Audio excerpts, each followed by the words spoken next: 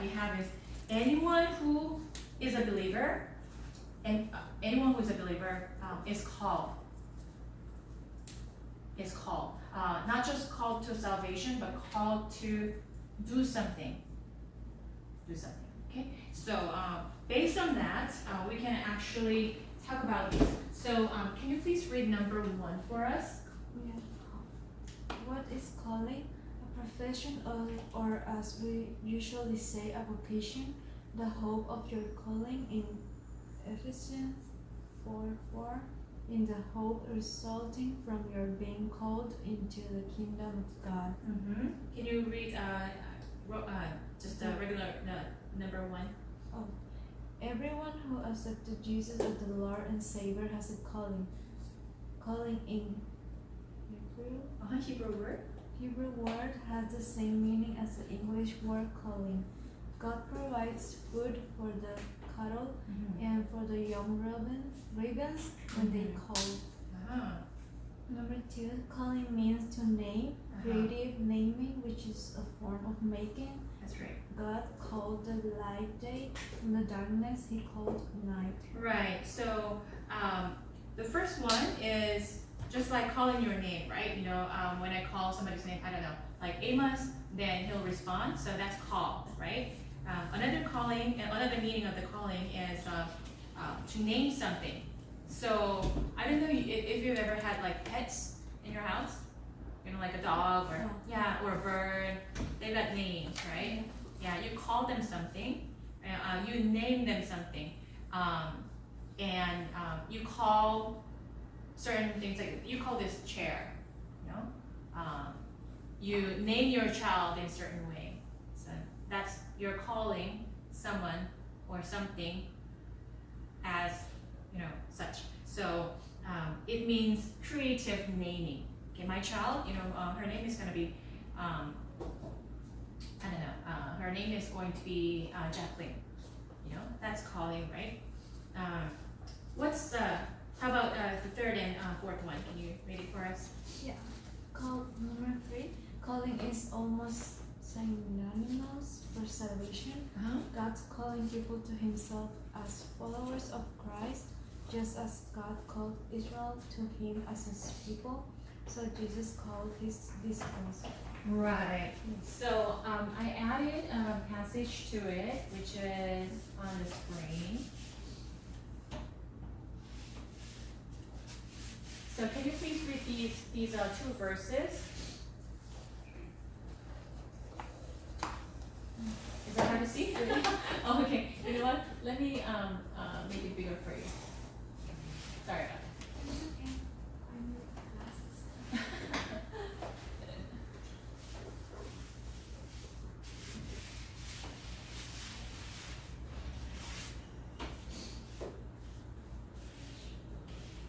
Okay. Can you read these 2 verses? The hope of your calling, not by works, but by him who calls. She was called, the older without the younger. Right, Romans 9:12. So God calls people. God calls actually everyone. His plan is to save everyone. He does not want even a single soul to be not saved and go to hell, right? He doesn't want a broken relationship with anyone because he actually created all of us, right? And so his desire is to save all of us, and so he calls us, right? So calling is almost synonymous for the term salvation, if it makes sense to you. All right, and then the last one, this is not the last one, the fourth one. Calling with gracious suggestions, God's summons. So commanding that only one response is appropriate, a response as total and universal as the authority of the caller. In the New Testament, as Jesus called his followers to himself, he also calls them to other things and tasks, to peace, to fellowship, to eternal life, to suffering, and to service. Right. Can you continue to read?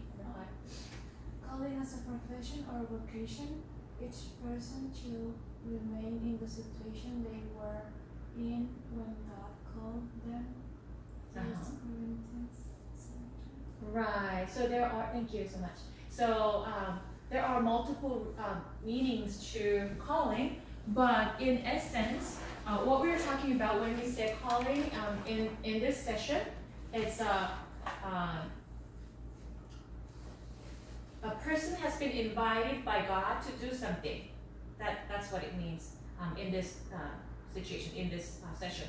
Calling is often accompanied by a certain role, which may or may not carry a title.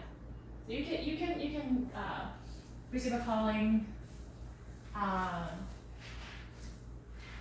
to be a marketplace minister. So it's a role, but you don't have a title. Like you don't carry around with a badge saying when you go to a workplace, say you work in a printing shop, okay, as a shift manager, okay, and then you wear this badge that says your name, and then your badge says manager, but it does not say marketplace minister. Is that true? But your role there is marketplace minister, although you don't have the official title of it, because you have been called by God. So the reason you're being there is not just to manage. Of course, that's part of your job, and that is what you officially do. But then you're being called there as a marketplace minister because you understand that everything belongs to God, including all the sectors of the society, you know, like school, education, finance, or economy, politics, media, sports and entertainment, law, government, all these sectors of society, spheres of society belong to God, and therefore working in any places means that you're being there to bring God's presence there. Does it make sense? So the reason I prayed at the beginning of this class is not ritualistic. I was actively inviting God's presence. God's presence is everywhere actually, right? Because He's the creator of the universe, and His Spirit is not limited by space or time. But I'm inviting special presence of the Lord to this place because I want us to realize what He wants us to learn, what He wants us to be challenged by.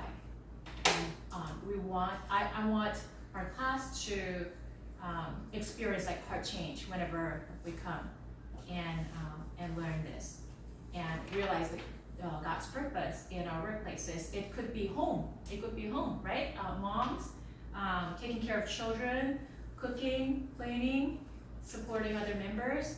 That could be your that could be your workplace, right? And those who work or go to school, that could be your workplace. And when you're especially involved with some kind of business transactions in your workplace, that is called marketplace.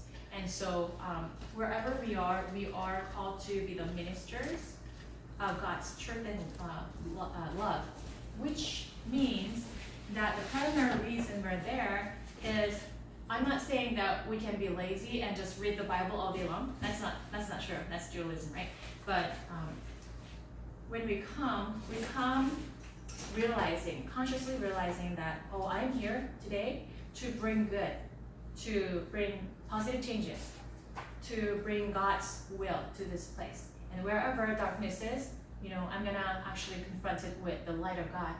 And how can I do that? I can't do it with my own might because we all have fallen short of glory of God, right? We have this sinful background because of Adam and Eve, and therefore we on our own cannot really truly bring the permanent good into the place. But and then even if we try, we'll be very short of something that's called God's glory. And so we need to actively invite God's glory into wherever we are. And that's part of the reason I prayed.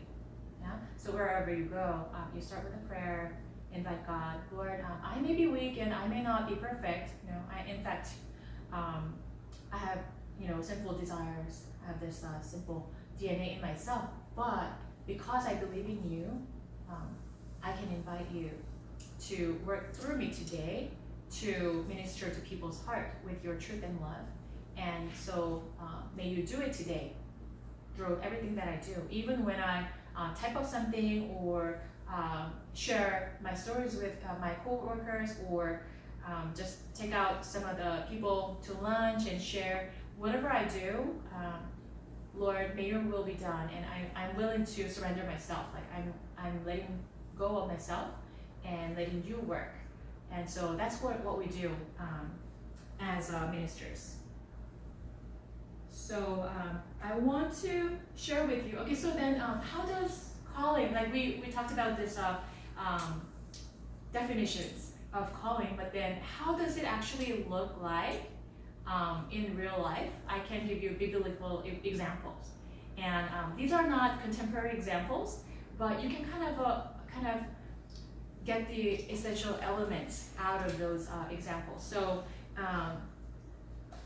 can you read page 29, Roman numeral 2, biblical examples of being called? 1. Abraham. 2. Samuel. 3. Jeremiah. 4. Paul. 5.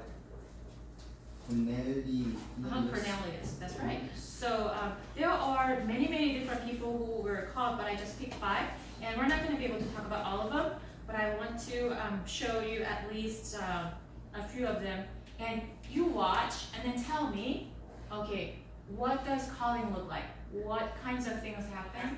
First, right? Abram was from a family that worshipped idols, right? And he did not know God. Okay, so he did not know God, but God called him when he was 75 years old. Did you catch that? When he was 75, with a beard and staff. And he obeyed. He went through many trials of life, but he continued to believe in God's promises and finally received those promises. And so that's the summary background. But what did you see in the process of being called? What happened? What did you see?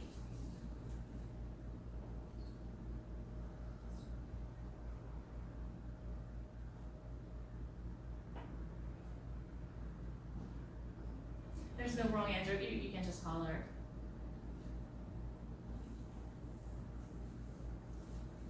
Well, there was like kind of a audible voice, right?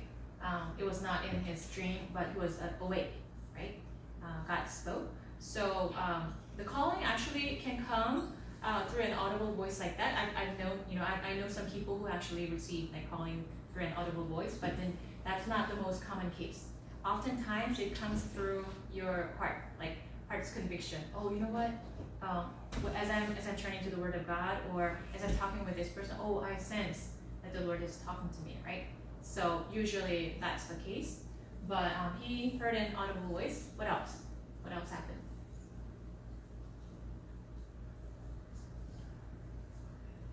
He was told to go somewhere, right? So he was told to take an action of some sort. Yeah. So go to this land, leave your home, and only take your close family, and then go to the land that I'm telling you to. Right?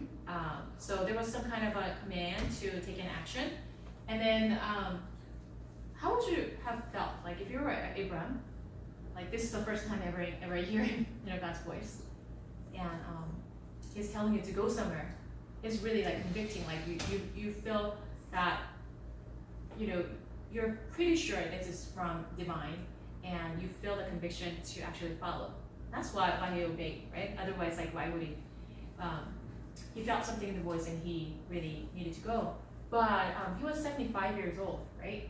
And so I can't imagine, like, will I be standing straight and be able to even lead people, when I turn 75? Because I see people, in the coffee shops, McDonald's, these like people who are like older generation, and it seems like they have like physical ailments, and their knees hurt, and their eyes are not working properly, and I'm not sure. I'm not sure if I can do that. So he turned 75, and God called him. So did it sound like logically reasonable, like logical and reasonable thing for him to do? Oh, probably not, right? I mean, if I were like 75, because I lived in the same country for 75 years. Can you imagine? I heard that. I lived in Korea for a while, and one of my friends from Washington, state of Washington, she stayed there for 5 years, and then all of a sudden she became so antsy. She was like, I gotta go back to the States. I was like, okay, I mean, you've been there fine. I mean, you've been a student, because she was a college student, so she started with me first year to the fourth year, and she's like, all of a sudden she's like so antsy, like I have to go back. I was like, all right, what's wrong with you? You have everything that you need here. And she was like, I heard that if you stay in one country for 5 years, afterwards it becomes much harder for you to leave, so you tend to stay there. I don't want to stay in Korea for the rest of my life, was her reason. And so she actually hurried back to the States. And so, I think it's pretty true, because I lived in different places, but as I stayed here for more than 5 years, like I don't want to go anywhere else. Because I've been out of the state, went to other states, it was very hard to adjust. Although it's the same country, it's not even out overseas. But just because the state changed, I was like, wow, I have no friends here, and I have to start from ground zero. It's hard, and so it's really hard for a 75-year-old grandpa to have to take care of all the family, be responsible for their lives, and they might be complaining on the way, like, where are we going? Why are we doing this? And then to walk and not knowing exactly what to happen in the end, right? So as I talk about it, what kind of feeling do you have? Like, what would you have felt if you were Abraham? Afraid, yeah, a lot of fear, right? Fear of the unknown. It's true. Uncertainty. A lot of uncertainty. Insecurity. I mean, it's not secure. I mean, nothing is guaranteed, right? And so it seems like calling in this case involved quite a bit of fear, a lot of the unknown, a lot of uncertainty, right? But what do you do in the process? Do you think he had a lot of questions? At first, he seems he doesn't have many questions, right? But then along the way, did you see the scene where he asked God, like, how do I know? Like, look at this land of Canaan. I mean, there are already other tribes occupying the land. All right, other people are living in this place. How am I supposed to go there and take over? We're not even trained military people. These are trained militaries. They're keeping the land. How do I know that the land is going to be mine? He asked that question, right? And do you remember what the Lord said? He said, "No, I will give it. I will give it over to your hands, and you will conquer these many tribes." Did you see, like the Jebusites and Hittites and all these foreign people? You are going to actually be able to conquer, and this will be your land. And so that was his answer. And he still had questions like, how do I know that this is going to be true? Then he said, take out certain animals, ram and goat and bull and then pigeon and all that, and then cut them in half. And so we don't even, that's kind of bizarre, right? Why do I take out the animals and cut them in half? Right? He fell asleep, and then he woke up because he saw fire coming from heaven, going between those two species of animals. And the Lord entered into covenant with Abraham. Do you know what a covenant is? Have you seen in the old movies where two people, they're not blood brothers, but they promise each other, we were born at different times in different places, but we're going to die on the same day. I will be on your side and you will be on my side. Do you remember those old knights? Those knights. And then they actually come into a covenant of some sort. They sometimes cut their wrists and right? Blood covenant. That has a history actually. So why was Abraham not puzzled? Oh, Lord, what? take out the animals and why do you want me to cut him into half? He did not have questions. He knew exactly what to do.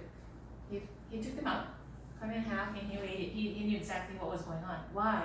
Because it was according to his culture and tradition that when you enter into a covenant with someone, you do this. You do animal sacrifice. It was the culture at that time. And then you cut him into half. And then a lot of blood. You're talking about a lot of blood, right? And the smell and the noise, and it's like a vivid, dramatic scene. And what that means is my promise and my promise to you, and you are actually agreeing with me, that is going to be forever. And if any one of us break the covenant, break the promise, then I will be, like either you or I will be cut into half, like I'm gonna lose my life. So I promise this with my own life is the meaning of the cutting of the animals, right? And so can you imagine, like God the Creator, He's God, but He says He is suggesting this, proposing this. You know, I want to promise you good things are waiting before you. I promise you with my own life. And so you just follow me. You just say what I do, then you will see these blessings. He was already 75. One of the things that he promised, do you remember? A child. Can you imagine, like 75-year-old grandpa, and his wife was was she 70? No. Oh, are you talking about the president? Oh, just kidding. But he was 75 years old, and his wife was close to that age as well. And so she was actually laughing. It doesn't show in the screen, but you know when you read the scripture, the book of Genesis, it talks about like, oh, you know, this is so funny. Like I'm as good as dead, and he's saying that we're gonna have a child, and so she laughed. And so in Hebrew, the word laughter is Isaac. So they named the child. Like, they actually did have a child later on, which is was that 25 years later? 25 years later, they had a child, and they named him Isaac because Sarah, Abraham's wife, laughed about the prophecy. And then later on, when she actually gave her birth, she was so overjoyed and she laughed, and therefore his name was Isaac. But so that was one like promise that we can't really imagine. So one element of his calling was what? Something humanly impossible, right? He promised something that was humanly impossible, even conquering the land, you know, already occupied by so many tribes, right? And so that's another aspect of the calling, right? Okay.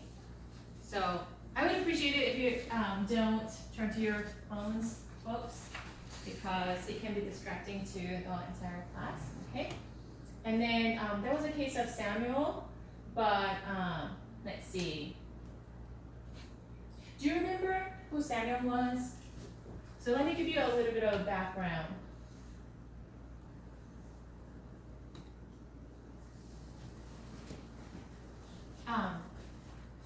Can you, at the back, so he grew up under his care, but now, do you see how Samuel was called? Like what was involved there? So he heard the voice, right? Mm-hmm. So once again, you don't always hear the audible voice, but this was a very special case, right? Because he became the prophet that really took an important role to restore Israel. And he's the one who actually anointed David, King David. And so he had a very important role as a prophet, the little Samuel grew up to be. And so anyway, so he received a very, in a very special way, calling, right, his calling. And what else did you see in the screen? Like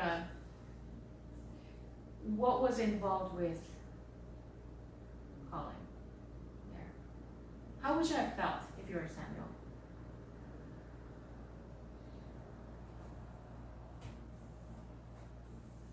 He's a little guy, right? And although this video doesn't say, God says, you're going to be my prophet and you're going to carry out these important roles, and therefore just follow and keep my commandments, right? And so Samuel actually faithfully really followed the Lord, and although Eli was the one who taught him, but then actually his spiritual senses became really dull.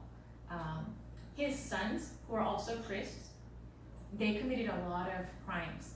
So, for example, if you have something like an offering to the Lord at the temple as priest, you're not supposed to touch the meat because it's been dedicated to the Lord, and you have to keep yourself clean and follow all the procedures to keep it holy. But then they did not care. They would just go and, offering up to the Lord was not a real thing. It was just a ritual, and they would just go after the meats. Like, the first thing that they have in mind is to just, take the meat out and then just start eating. And so they did not have a worshiping heart attitude at all. And so the Lord has warned them many times, warned Eli, if they keep doing this, they're gonna die because they have been called to be priests, and what they're doing is committing crimes over and over again. So I warn you, you need to stop them. But they did not stop, and they started doing all kinds of things like sleeping with women and all kinds of bad things. And so God could not tolerate that anymore. After giving them so many chances and his warning through Samuel, I'm going to carry out all the curses that I said, all the punishment that I said would happen to Eli and his sons. And so actually, you're going to be the prophet after him. So actually, his words were fulfilled, and so Eli and his sons died, and then Samuel becomes the new prophet, right? Yeah. So if you were like a little child and you're called, like, okay, you're gonna be doing a very important role to the fate of this nation or fate of this entire tribe, how would you feel? It's kind of overwhelming, right? I mean, you're only a child. Here, he looks a little bit older. His voice is a little bit older, but actually he was very little when this happened. He was about like 5 years old or something. He did not, he was like little kindergartner, right? But, and he didn't even recognize, like, he thought Eli was calling him, and so he got up and, so he has no idea, right? And, but he received the calling, and he followed. So what do you see in here? Kind of the opposite situation than like a 75-year-old being called. A little one being called, you're gonna save the nation, It looks like an impossible task, is that right? And so when God calls someone, and then he gives promises to Samuel as well. He comes with a promise, and then he gives something that looks like an impossible task. Is that right? It may not be always the case, but more often than not. And so far, I've seen the same pattern over and over again. When God calls you to do something, it's greater than our abilities. Why is that? Why do you think that is the case? Why? Because God is greater than human beings. He wants his glory to shine through us. He wants people to know, oh, it's by the might of God. It's by the power of God. It's not what this person has accomplished. So that, when we have accomplished something, which is not bad, right? Say when you go out, I don't know, for a swimming competition and you win the first place. Or, I don't know, these days, a lot of people go for like cooking competition too. And you win it's all good. And you are the top student or whatever in the class, right? That's all good, but then it may be by your own effort, right? When you have done that, your name stands out. But then, when you have done something that's obviously not by your own abilities, somebody else gets the credit for it, which is God, right? And that's the reason he wants us to respond to his calling when he calls us. And the calling might not be this dramatic. But when you go to certain places, when you engage with certain kinds of workplace activities, you feel like, oh, you know what? There's heart conviction that I'm called to do something here. You know, something greater than just mastering the task and earning money and just receive compliments from other people, like or my supervisor recognizes me. Something beyond that, I feel called. You know, if you have the sense of that heart's conviction, that is probably your calling. And calling is for God's glory and a greater purpose than our daily need. We talked about Maslow's hierarchy last time, right? Physiological needs and emotional needs, social needs, self-fulfillment needs, and all that. But God's purpose is all that, but then even greater. And so we talk about leadership theories from secular world, but God's purpose is even greater than everything together. So I want to make sure that we're not limited by the leadership theories that we know. We can utilize them, they're useful, but I want to make sure that we look beyond. They deliberately ate from the tree, right? And they spiritually died. They were separated from God. They became the enemies with God. Okay? And so they were expelled from the Garden of Eden. But God is a merciful and loving God. He gave them clothes to wear, which was the animal skin. And what does the animal skin symbolize?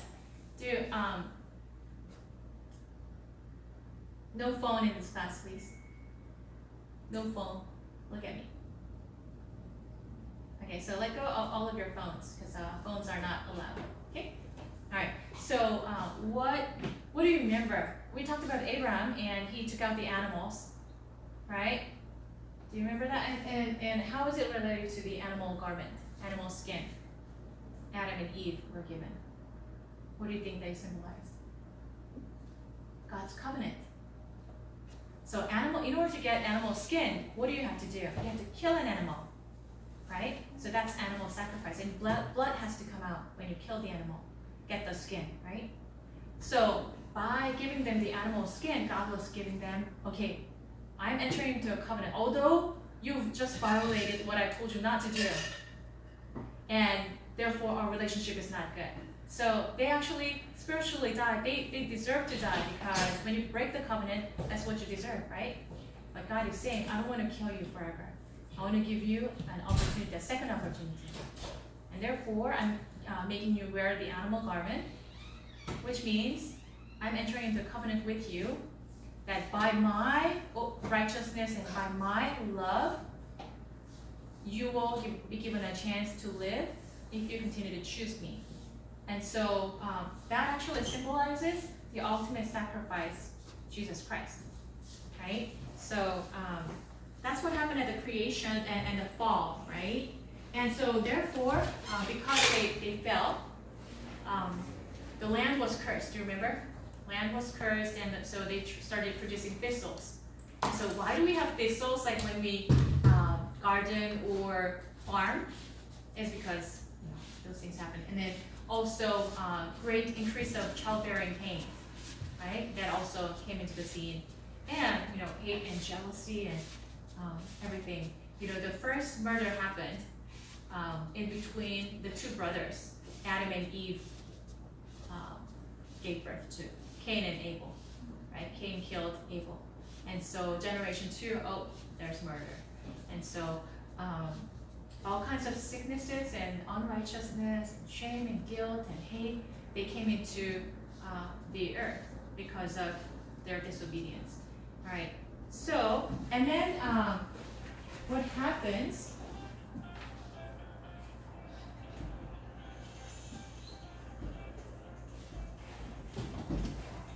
is God, I think I shared this before with you from previous sessions. God's two main characteristics of God is one is He is holy and righteous, and number 2 is He's loving. And therefore, because He's the righteous judge, He has to punish those who have sinned, right? But He's the loving Father. He does not want to punish His children according to their deeds, because the punishment will be eternal eternal death, lake of fire. He doesn't want that to happen. So,